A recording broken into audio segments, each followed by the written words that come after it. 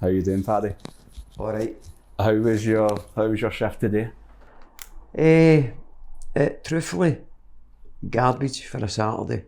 Usually Saturday, my best day of the week, but the day it was just a lot of tourists. Even though the big issues in so many countries around the world is called different things, so a lot of them don't know what it is, especially if they don't speak fluent English. And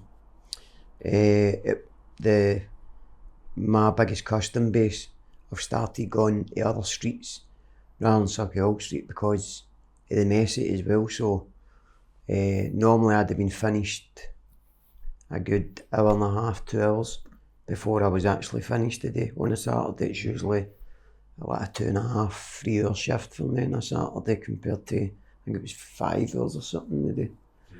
So hella difference. And you mentioned the mess in Sauchiehall Street. We're talking about that off camera. Do you want to just tell the viewers what the situation is in Sauchiehall Street just now?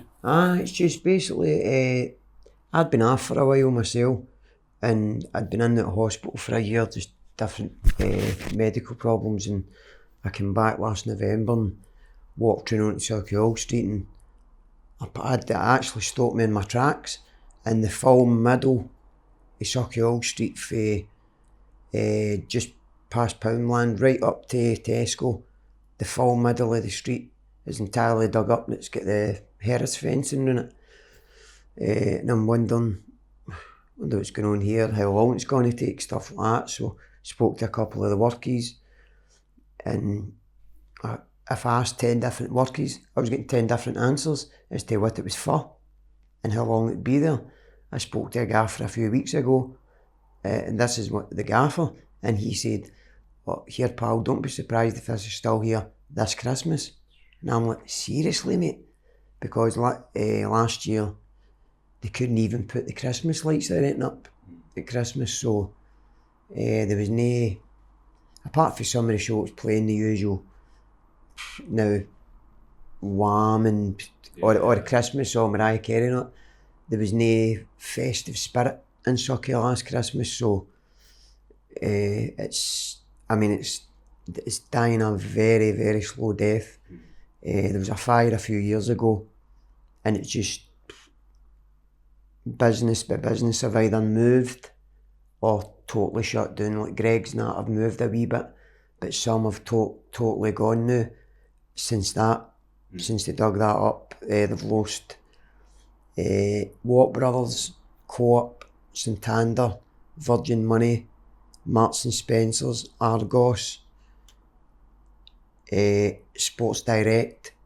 I mean, you're talking about some big companies there, Co-op, Argos, but when Marks and Spencer's went, boom, that was like final nail in the coffin, because 3/4 of my customers are pensioners, so they just started going to the one in Argyle Street instead. Or some of them were coming from areas that there's a Marks and Spencer's in, so they were going there instead of coming away into the city centre. And there's another big shop that's just announced it's shutting down, Dykeman's as well, Dykeman's Shoes next to So Tesco. it is, that's right. I only heard that was it last week before. I've got a feeling there's another big one I'm missing out. But Hingme's just shut down. Holland and Barrett. That's right. And it's no that they spent a fortune renovating that, and it was beautiful inside, but every time I passed it or went in, it's absolutely dead. And it has a knock-on effect as well, doesn't it? Aye. Because people who would have went into Marks and Spencer's would go into other shops as well, but if that's not there, then you just stop coming, and it has a knock-on effect. That was my how can I put it? A lot of my customers would go into Marks and Spencer's for their nesties. Now, just for example, they could have been for clays, but usually nesties. Then they would come out to Waterstones, and they had a Costa coffee down the stairs. Now it's their own cafe. Excuse me. And as soon as that shut, obviously, their customers are no longer gone there, so they're no longer coming to Waterstones. They're going to Marks and Spencer's on Argyle Street, and then going to Waterstones. in Argyll Street, so I've lost at least half to 3/4 of my regular custom. So it's like me and my partner have even been speaking recently about I'm 50 this year. I've not got it in me anymore to stand out in blizzards, torrential rain, heat waves, and be getting my thick skin's been getting thinner and thinner and thinner now. All the snide comments you get, like, but here mate, selling a big issue. The trainers you've got on's worth more than my full outfit. And sometimes I used to bite and I would turn around and go, here mate, they might be dear if I got them brand new, but I got them at a charity shop. Just like I have done with a lot of my stuff, but people don't really see that. They just look and they automatically assume alcoholic, drug addict, which I've never shied away from. I'm always honest about my addiction issues, but I'm a recovering addict, you know what I mean? I was an addict for a long time, but managed to kick it, get into rehab and kicked it, and things have been getting better since. My health's not been great, but it's just because my addiction was masking a lot of things, but I've just not got the thick skin I used to have. Like last week, for instance, it would have been my mum's birthday if she was still alive, and on that particular day, Paul, I tried my hardest to I was going to say come into the town. I tried my hardest not to go anywhere on that day, because I think about my mum every day, but especially on that day. And a lot of years I feel on that day as if I could literally snap somebody's neck for some of the comments I get any other day of the year that I just whack off a duck's back.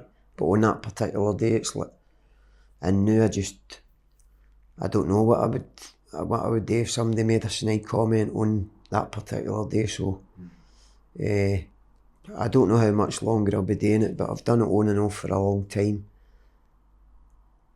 Not just because I've been in and out homelessness, but because I genuinely wanted a job working with the homeless. I wanted a job in the big issue office. And I just got my chance recently after 20, I can't believe it, 20 years on and off. Working with the big issue. I got a chance of some work experience. It's coming up. I think it's they've not given me an exact date, but I think it's next month.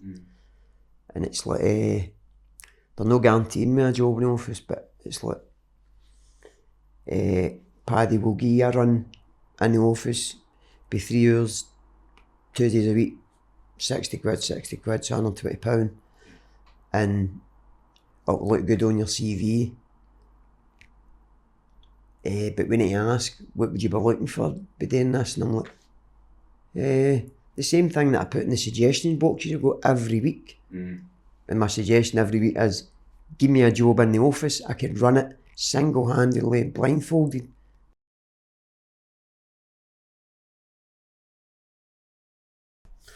I grew up in Castlemilk. I was born in Ayrshire, but only because my mum stayed in Ayrshire, but my dad was driving to Glasgow to get my granny, his mum, and my mum went into labour, and they were closer to Irvine Central Hospital than they were to, if they'd been 5 minutes up the motorway, I'd have been born in Glasgow. So I ended up born in Ayrshire. They split up when I was 3. We moved to Castlemilk, and I stayed there, brought up there to with my dad and his the woman he got with him, and split up with my mum, and she told me when I was 6 that my mum had died, and my sister, who was my mum's daughter, no her daughter, she phoned one day as well and said, can I speak to my dad? And my dad's partner answered the phone and said, I don't know, can you? And my sister's only 2 years older than me, so she'd have been 8 at the time, and gone, what do you mean, can I? Yeah, can I speak to my dad, Pat?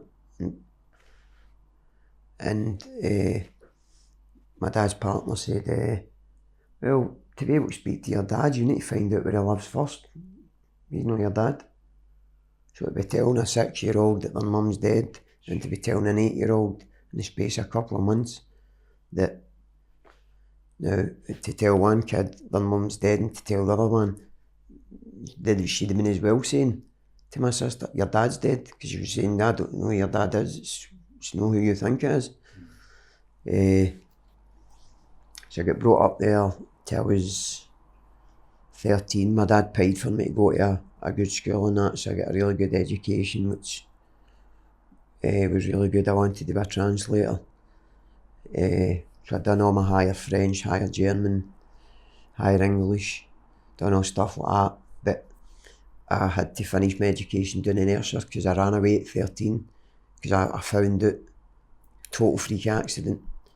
We went to Saltcoats for a wee weekend holiday, Sandilands, and a half-caste guy approached me, and at this age I'm only 9, so I don't know anything about races or anything like that. So I'm standing playing, I think it was Pac-Man or Asteroid, something like that anyway, in the arcade, and this guy just approached me, and with my peripheral vision I had to stop playing the game because this guy's saying to me, your name Patrick? And he said my second name. I'm like, aye. And it must, as I say, with my peripheral vision, he's saying, I'm saying, how do you know? Because I'm your cousin. And that's made me stop playing the game, because I'm like, turned round to him and I'm like, no, I didn't say it out loud, but I was thinking, how can this guy be telling the truth? How can he be related to me? He's coloured, I'm no. So, because as I say, I was 9, I didn't know anything about how race worked. But he mentioned my mum by name. He said, my mum is your mum's sister. He said, so I'm your cousin. So, kinda forgot about it, kind of thing. No that night, but the next night, I'm lying in the caravan, going to sleep, and my dad and his partner think I'm asleep. And it's, here's a big argument that pat the bags, get to leave in the morning. And when I woke up in the morning, I seen she had like black eyes, scratches off her face, clumps of her hair lying about in the caravan. My auntie had attacked her, and I thought, because she knew about what she told me and that, and because they didn't know this, but when this guy told me this 2 days before or the day before, my first response was, you can't be my courtesy. My mum died, 3 years ago, or maybe more than that. And he's like, oh, I can assure you that's my Auntie Liz. She's alive and kicking, your mum. So we left the next day, and it wasn't until I was 13, I ran away down to Ayrshire, and arrived there about 8:30 at night. It's just a wee tiny village. So the only place that was opened, police station. So I goes in there, tells him my name. I don't recognise that name. He said, do you know what your mum's maiden name is? And I said my mum's maiden name. And I seen the look on the copper's face, and he was like, I think we'll be able to get here quicker than what we thought. Turns out they were the biggest family down there, because they get brought up in the Gorbals, and my granda moved them all down there because it was a wee mining village.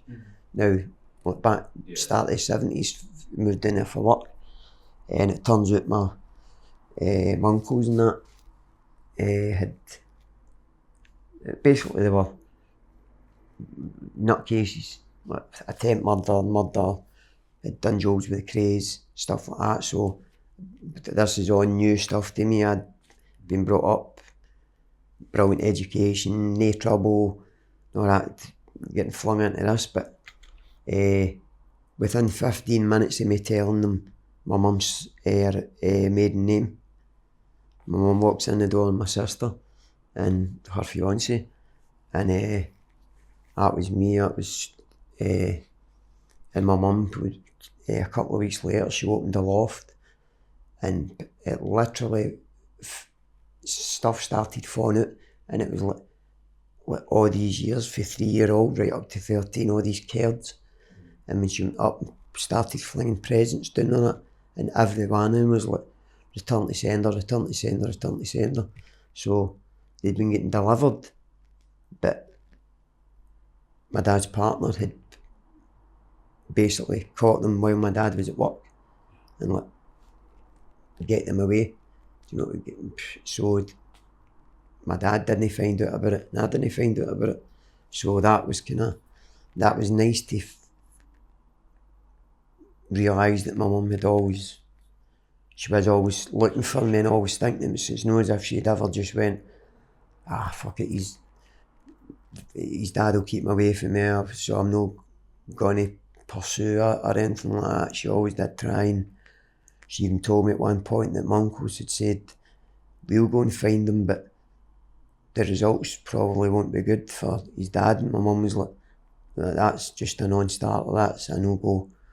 And I can speak freely about that now because my uncles have passed away, and so has my mum. So, but if they were still alive, I wouldn't speak as freely about something like that. But because they're gone now, I feel a lot more comfortable speaking about it. But it was some transition when you asked where I got brought up, like for staying in a Glasgow scheme like Castlemalt.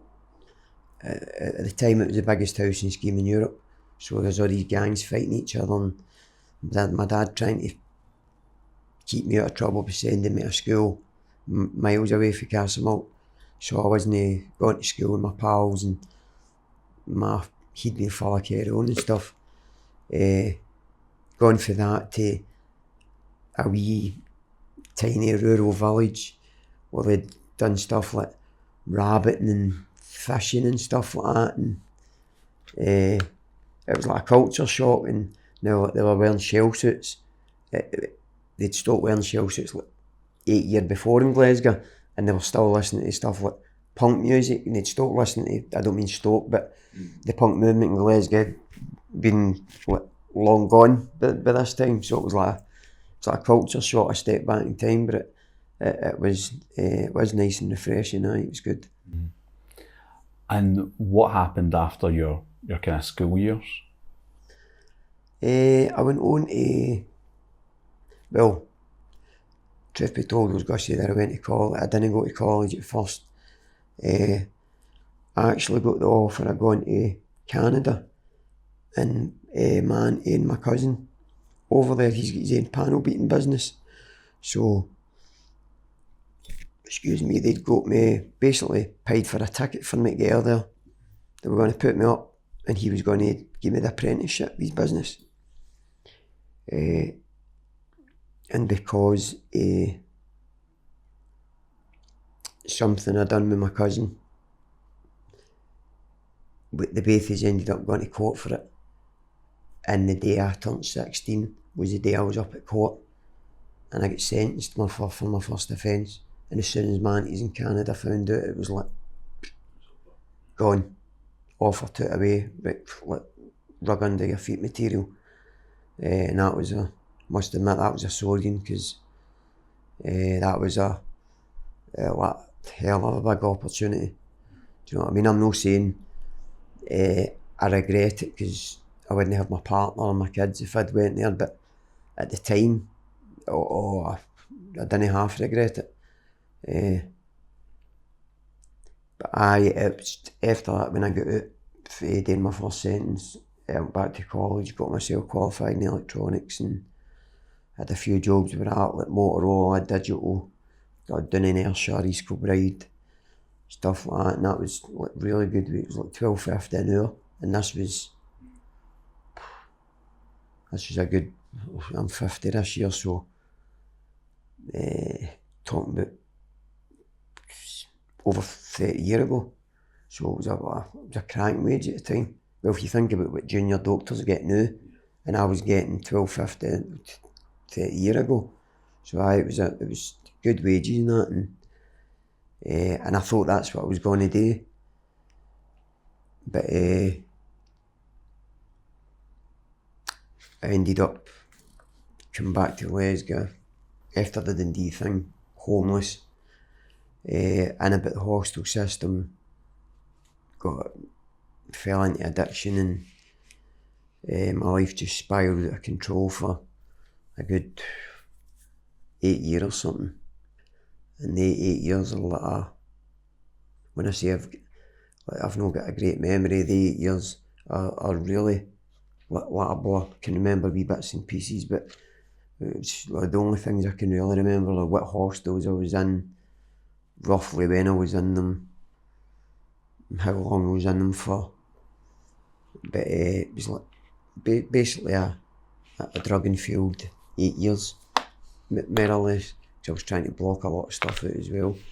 You know, a lot of stuff with my stepmom and that as well, especially finding out. Somebody approached me in the street one day and said, "Oh, how was the ceremony, Patrick's?" And I'm like, "Ceremony? What ceremony?" Like, "The wedding ceremony." And I'm like, "Don't know what you're talking about." She went, "Oh, Patrickson, you weren't invited." And I'm like, I said, "I still don't know what you're talking about." She said, "Your dad's wedding." I said, "Oh my God." I'm like, "You're telling me he married?" And I said her name. And she said, "Aye. I just assumed you'd be there, son." And I was like, "Nah, it's the first I've even heard about it." So I was trying to block out a lot of stuff when I was a kid, some of the stuff she done with me as a kid, and trying to block out the fact that my dad had married and always took her side. In mine, it was like I was a problem child, if you know what I mean. Now, he's very intelligent, but because of that, he knows how to get round about you like a problem child. Because any time these things happen, my dad was at work. He worked away a lot. Now you get that saying, some people live to work, some people work to live. Most days work to live. Well, my dad lived to work, so he did. It's mostly what he done. And when he wasn't working, we'd maybe go fishing the odd time and that. But most of the time, my dad was away, maybe at Aberdeen for a week working. That he's a heating engineer, so he'd always steady stream of work. It was never, the longest I can ever remember my dad no working was 6 months, and even then he refused to sign on. Too proud. Like, "I'm not going to any fucking brew." Alright, fair enough then. Is your dad still alive? He's still alive. I just found out that very recently, actually last month, maybe the month before, that he's moved to a certain area, and him and his now wife have more or less kind of cut themselves off for the rest of the family. So I've been trying to get him to even meet me at a pub or anywhere for a good 18, 22 years something now. And no, he just won't have it. And my dad will be 150 this year. My dad's birthday's the day before mine. My dad will be 72 this year, so let's face facts, you know what I mean? There's running out of time. One is just going to go, you know what I mean? So for the past 20 years or so, I've been wanting to make sure that doesn't happen until we have certain things I need answers to, and I'm pretty sure there's certain things that he needs answers to, and certain things that he needs to be told, that things that he believed when I was younger that aren't true. And I'll just say to him, "Dad, I'm 50 now, but do you think I'm going to be lying about something when I was 6, 7 years old? at this age, if it wasn't true, I'd just be saying, I'm the first to admit I was a bit of a problem child. I wasn't. Do you know what I mean? I was just, I think anybody would rebel against getting treated like a second class citizen basically in their own house. Do you know what I mean? By somebody that was, at the time, was basically a glorified babysitter. So I would love to get in touch with him, but it's not looking good. One of my aunties came here from Canada, and that's how I found out he'd moved, because he could have knocked me down with a feather when I get told that's where she was staying, was with my dad and his now wife. And I'm like, seriously? Well, can you have a word with him, see if he's willing to meet me? I've not heard anything since. So, it doesn't look as if it's going to happen. What do you think that would do for you if you could have that conversation and get all that kind of mental kind of baggage out of your system? Oh, to be honest, Paul, I don't know. I've always thought it would, because it would answer a lot of my questions. I've always thought it'd be really good for my mental health, but there is certain things that definitely wouldn't be good for my mental health, because I would need to go wear stuff that she done to me again. I would need to go wear all that again and tell my dad that that stuff wasn't made up, that did happen.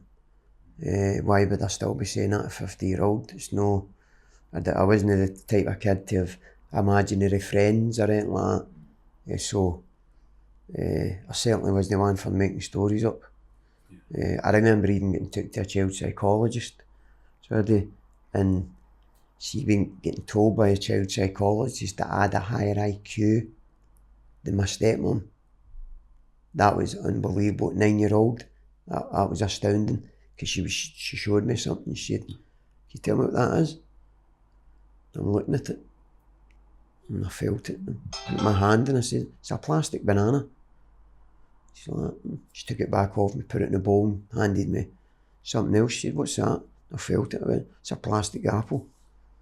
Then she switched places, put me in another room, my stepmom in. Done the same with my stepmom. "What's that?" "A banana." Handed the other one. "What's that?" "An apple." And she said later on, she said, "See the amount of people that come in here and say to me, that is a plastic banana or that is a plastic apple.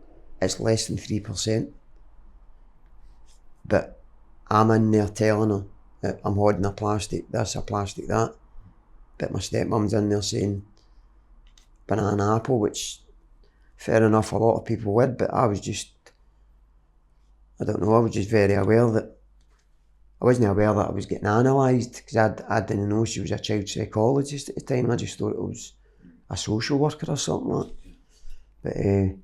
But the reason I was took to see her was for being the problem child. And I don't know if the two are connected in any way, but could you take us back to how you got into your addictions? I started smoking weed quite early on. I didn't start smoking cigarettes till later on in my life, but started smoking cannabis at 14, 15. But proper addiction didn't start until I went into the hostel system, and I couldn't get a job anywhere, and it was literally just I was stuck with just myself and my thoughts all the time. So it was just, I got offered to try heroin once, tried it, I threw up, but I liked it, the fact that it kind of fogged my brain. So it became like a weekend thing, but quickly became an everyday thing. And I loved the fact that it blocked it, everything that was going on in my mind at the time. But obviously I later learned that now just masking it with whatever it is, whether it be drink, drugs, whatever it is, just isn't going to end well. Because I ended up in treatment for anxiety, severe depression, and rehab, stuff like that. So, but I genuinely do believe if I'd never ended up homeless, on the street, in hostels, hotels, stuff like that, I don't think I'd have fell into addiction. So I'd never been run it, if you know what I mean, until been in the hostels, and it was like, I wasn't just run it. It was like, a perfect example, first hostel I was in the door roughly 15 minutes, and the staff had said to me, just stick your stuff there, and it was like 2 black bags I had of clays and that, and I sat them there, and within the first 10-15 minutes of me standing waiting for one of the staff to come and show me my room, I had 3 different people approach me and tell me 3 different room numbers that I could score for on their own different landings. And about 5 days later I learned that day 3 things weren't they were just 3 of the 3 of the deals that were in there. There was a lot more than that.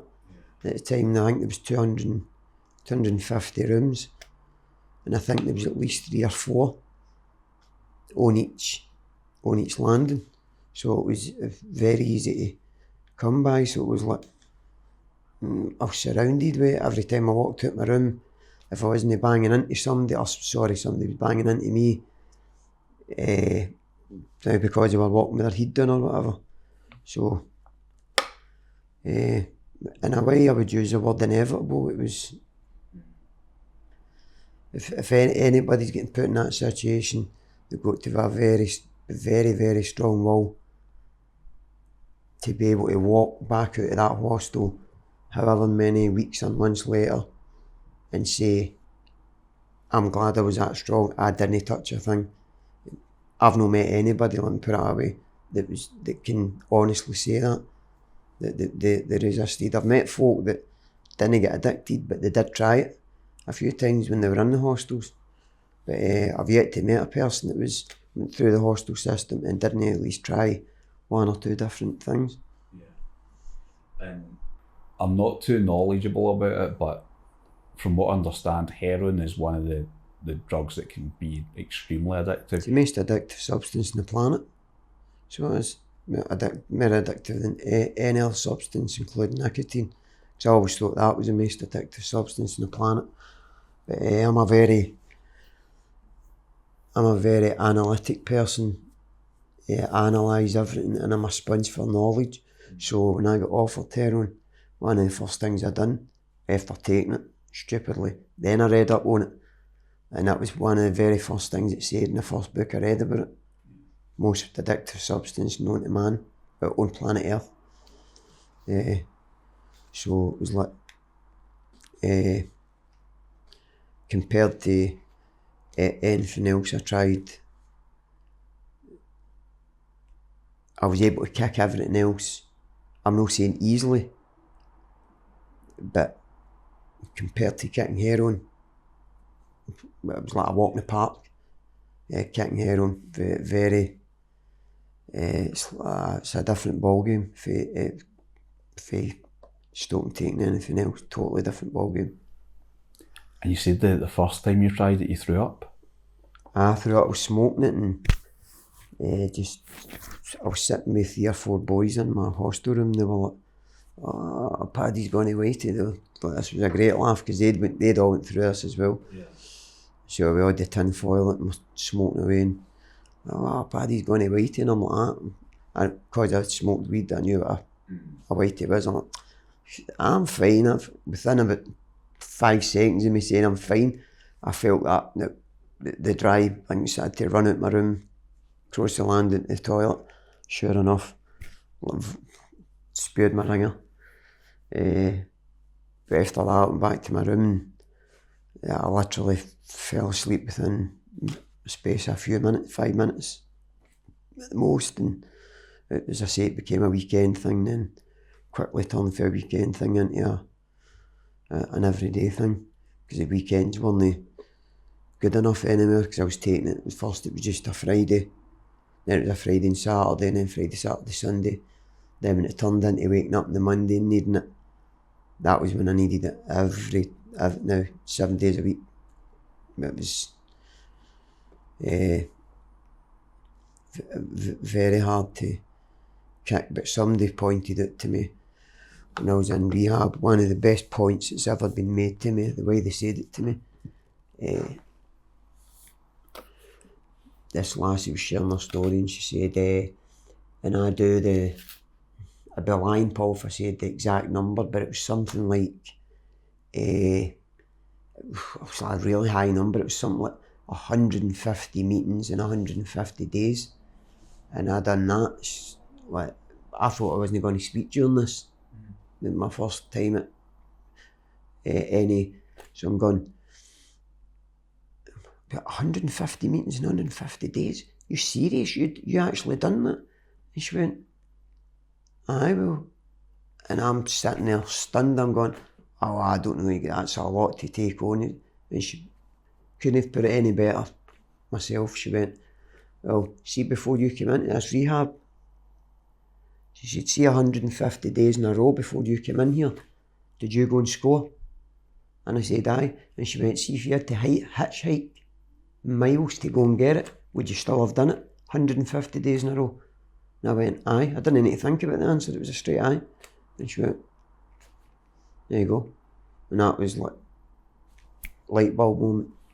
You know what I mean? She couldn't put it any better. It was like so what's the word I'm looking for? It was so poignant. One of the poignant moments that just stood out in my mind, I'll never forget her saying that. I just can't remember the exact amount of days, but it was 150 or more. I think it was more than that actually, but I do remember it being a very high number, and me thinking, no chance, man, doing all the meetings, no. But aye, she was right enough.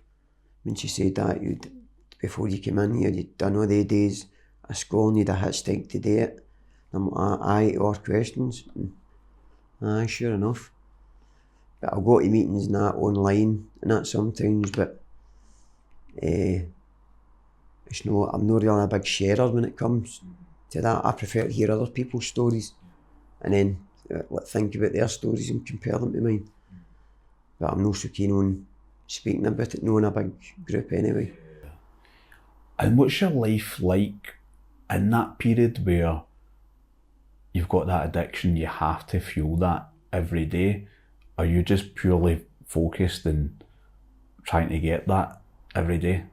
Trying to get that like hit every day? Oh, it's chaos. It really is chaos. I mean, it's no chaos if you've got the money, but addiction and poverty go hand in hand. It's been proved many a time. So most people in addiction deal with poverty, so it is chaos. Just trying to most times there would be a lot of people that would sit on the stairs or that in the hostels, and when you go in they'd go, they'd see you coming in with whatever, if you were a shoplifter they'd see you coming in with the shopping bags, if you were a big issue vendor they'd see you coming in with a big issue tabard, if you were a beggar, I don't know, they'd see you coming in with the cup. So they would go at that straight away to people, oh God, you'd be £2 and a half, you know, and they were called non-triers. But folk like myself and done the big issue or worked at security jobs, cold calling jobs, call centre jobs, and that, they knew the ones that worked. So yeah, it wasn't that chaotic for me.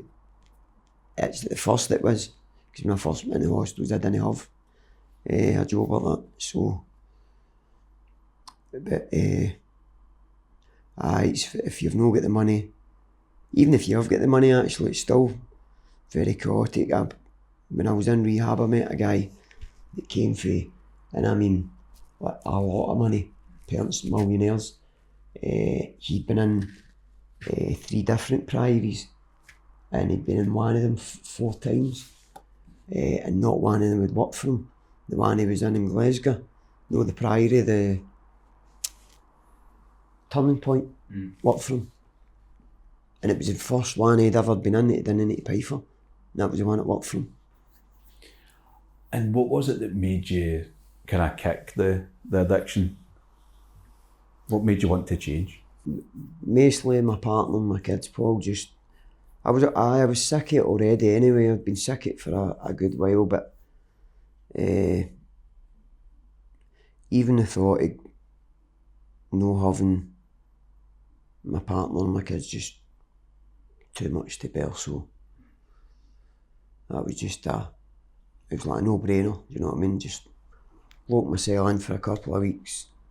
Make sure I've got plenty of water, plenty of grub, I'll be fine. And that's what I done. And then about a week into it, I got a phone call saying I'd been accepted into because my worker had to put it to the Complex Case Funds Board to get me into rehab, so I went and done that. And only come out of that, what now? It's not been that long, it's just a few years ago I was in rehab, but I'm doing fine for I came out. Still had a wee joint here and there, but apart from that, I've been doing well, so. But at the time, it's very chaotic. As I say, whether you've got the money or no, if you've not got the money, obviously much more chaotic. I've down at Central Station one night selling my big issue. A guy was full of, I don't know, Valium, jellies, something like that. And the taxi rank, he was going down the drivers and asking if they could give him change of a tenner. And none of them would roll their window down. The very last one he went to, rolled his window down. The guy didn't have a tenner to get change of. He just, right out his sleeve, blade came out, just woof right down the taxi driver's face, and just took now that wee money thing that I don't know if they've still got in the black taxis, used to have it like a wee a coin thing. Bus drivers used to have it as well. So wee slots. Aye, like that. And grabbed that and off. And that would kind of like, that showed me how far people would go for this guy in particular. It was heroin and cocaine he was on. So I don't know if he needed money to get it because he hadn't had any, or if he had too much cocaine and he was having one of the episodes and just, I'm going to do whatever it takes to get money here. I'm not sure, but that's when I seen the extent to what people would go to, and I'm like, I need to do something about this. I can't end up even half as bad as that, because that was frightening to see. So it was. And do you think the situation's better or worse than it was, say, 20 years ago or so? I would have said it was better, the drug situation, but the homelessness situation is worse. But I was proved wrong. Every morning before I come to work, I watch Good Morning Britain. I love my news. I need to know what's going on in the world. And Scotland Today is on once an hour in the morning, and it said Scotland is once again got the unenviable title of drugs capital of Europe once again. So that proved me wrong on the drugs front. I thought the drug situation was getting better here. It's because of these synthetic opioids that are going about now, instead of getting it for Afghanistan, getting cut hundreds of times before we get. People are actually making it here now. Just as I say, synthetic. It's just man-made. So that I'm assuming that's why. That's definitely got to be a big contributing factor to Scotland being back in the map as the drugs capital. And switches between Glasgow, Edinburgh, and I think it's Aberdeen every couple of years it switches between the three of them for the drugs capital of Europe. But it went away from Scotland for a couple of years. But now it's back. And the homeless situations, they shut all the council hostels down. They're talking about 250 rooms. And there was at least 5 or 6 hostels. So there's more than 1,000 people straight away that they were shutting these hostels down. But hold on, where are we going to put these people? And that's how when you walk down Sauchiehall Street, Glenfield Street, it might not seem that bad. You might see a lot of beggars in it, but see if you walk down at 2 in the morning, Paul, and walk down the back lanes and that's when you'll see how bad it truly is. Because that's when you'll see people that are looking for, especially in winter, they'll at the back of restaurants where the hot air vents and that are. That's when you see how bad it truly is. Keeps them warm. Aye. Yeah. I mean, you even see, I don't think you've seen this, say, 20 years ago, 15, 20 years ago, but outside, for example, the big Tesco on Sauchiehall Street, and there was even a shop down next to McDonald's, you can now see a lot of tents pitched up in Sauchiehall Street. I knew you were going to say that there. And I don't remember seeing that, even 5-10 years ago, I don't remember seeing that. No, you didn't, because do you know why? Begging was illegal in Glasgow, because I stayed in Edinburgh for 6 months, and I couldn't believe it. When I was selling my big issue and somebody was begging and the police walked by and just, alright, things alright. Now the beggar, and as soon as he went away, I'm like, did they know who you are? And he's like that. No, they've seen me about. I said, how did they know move you on? Why would they do that? And I'm like, what is begging? No, illegal. He said, no, I know in Edinburgh. And it was illegal in Glasgow 5-6 years ago, but now it's no. It's only illegal in Glasgow if you're aggressively begging, or if you're begging a bank machine. Right. But apart from that, it's legal to beg in Glasgow now. So a lot of people are actually, I had a big argument with somebody about 5 weeks ago about this, because they'd pitched their tent 2 shops down from my pictures, and even though they were sleeping, they sat their cup outside the tent.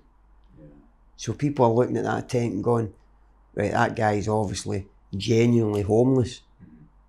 Then they're looking at me standing with a big issue tabard and that one, and I'm like, that he might look genuinely homeless and that, and I've got a house, but it's temporary, but I pay money for my magazines. This guy's just sticking a cup out, and that astounds me. So someone can walk away after an hour, 2 hours with, I mean, literally hundreds of pounds. Some people might only make a tenner in a couple of hours, but the professionals that know what they're doing can make a lot of money off it. You know, if I've got a dog with them, I'm trying to get a hotel for the night that will take me and my dog, and before you know it, this person's on their phone Googling how much it is to get to, and then next minute they wait a bank machine, come back with an envelope, there's 450 quid, that'll cover you for the next 4 nights. Now I'm like, sometimes it's astounding, because I know some of these people, and I know as in for a fact that they've got a house. So the tent and all that, and it's just all, just for sure. Do you know what I mean? And it doesn't just fund their drug habit, it's money for their drugs, it's money for their food, for their electricity. It basically keeps them keeps a lifestyle going. Aye, exactly, keeps a lifestyle going, aye. And some. Yeah. Do you know what I mean? And tell me about your kind of regular customers. Do you have like a kind of core group of regulars that buy off you like every month? Or? I used to have like 3/4, about 75% of my regulars were pensioners. I've always noticed that it's always the ones that saying money begets money. The people that have got money, or the most money anyway, are the ones that don't part with it. and it's the ones that are skint that are the most kind, and I think what it is I know about the pensioners, they love to have a wee yap, you know what I mean, a wee blether, because they might be, they might have lost their partner and they're staying in their cell now, or they might just have a home help, or one of their kids stay in Australia now, or Canada, or down in England,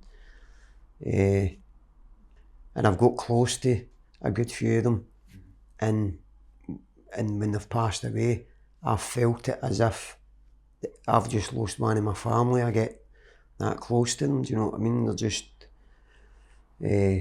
such nice people, some of them, but as I said earlier on, you do get, it's mostly young ones right enough that go by and come out with the snide comments. Now, like whatever you're wearing, or hearing me, you know, as if you need to go and get yourself a can. Or now something like that, now just something snide to try and make you bite. And one time I did bite, and I woke up with paramedics smelling salts underneath my nose. 3 young boys had attacked me. So they did, just because I'd answered them back. Attacked me, you could see my blood was all smeared down this shop window. That was up at the top of Sauchiehall Street. So I was going to say that was scary, but I don't really remember it, to be honest. I just remember getting a sucker punch, just came from nowhere, just wasn't expecting it. And the paramedics, I woke up and they were like, "Now you alright?" and had to take me, obviously go and get me checked for head injuries and stuff. But apart from that, it's folk can be snide, but it is usually younger ones. And what do you think the future holds for you? I'm hoping just that we can get a permanent instead of like a temporary flat off the house, and we're hoping to get full time, and we can plan for there. We don't want to really plan any further than that, because we don't know whether we might get offered or anything beyond that. We don't know how things are going to work like that, because nowadays you don't get you used to get 3 chances. What they would give you 3 offers. You could refuse the first, the second, but if you did, no matter where the third offer was, you would need to take it. Whereas now, if you're on a homeless list, you get the one offer. If you don't take it, then you're.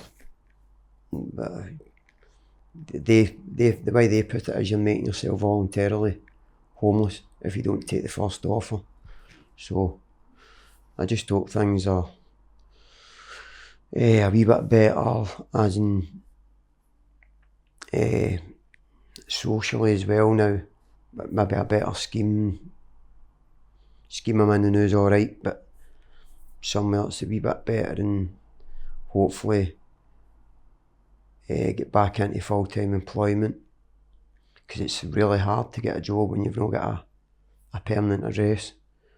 Because I've lost a job through it before, where they said to me, basically, if we needed you to come and cover a shift in this area, and you had been moved the week before, and you couldn't get there for a couple of hours, then it's no good to us. We need somebody that's able to pick up a shift the minute we phone them, more or less. So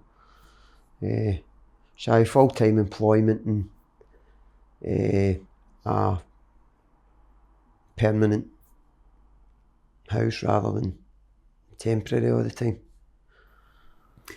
And do you want to tell people where your pitch is, just in case they want to come up and speak to you and buy a big issue? At Waterstones bookshop on Sauchiehall Street, right across from the Savoy Centre. If you can navigate all the fencing around the middle of the street, and if you can avert your eyes somehow, because it's an absolute eyesore, So it is, it's torture. Okay, Paddy, well, thanks for coming on. No problem. And have a good life. Pleasure. Don't mind having a wee gab now and again. Perfect. Cheers, Paddy. No problem.